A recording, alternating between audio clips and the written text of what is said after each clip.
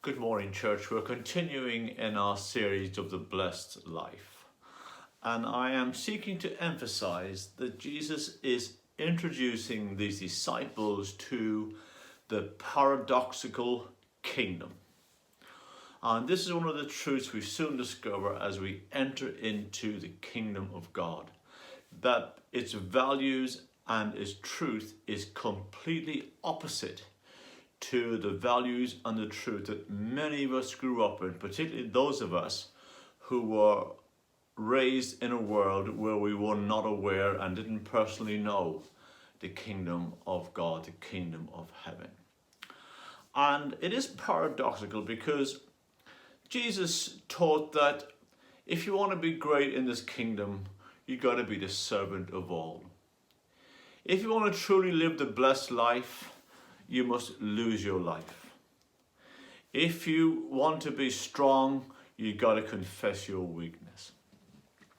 And the blessed life is one that is founded upon realizing that we are bankrupt in terms of our own ability to produce the quality of life which God intends for us to have. We are powerless to transform our hearts.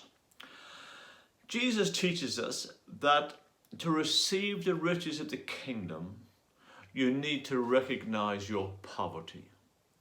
And I found this really hard when I came to know Christ, because I grew up in a religious household, a religious country, where you always had to do your bit to please God, to make yourself good enough.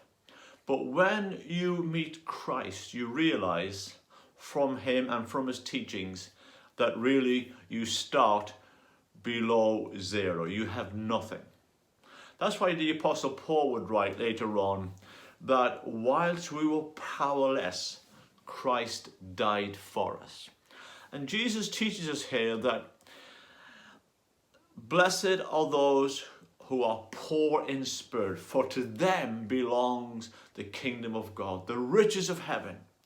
The strength and the joy that comes from God comes to those who have to acknowledge their poverty and humble themselves before him. Remember this, humility is not thinking less of yourself, but is thinking about yourself less. Let Jesus teach you and lead you in this blessed life. Humble yourself and ask him to give you the strength and the ability to live the life that is truly blessed. God bless you. Have a wonderful day, and I shall see you tomorrow.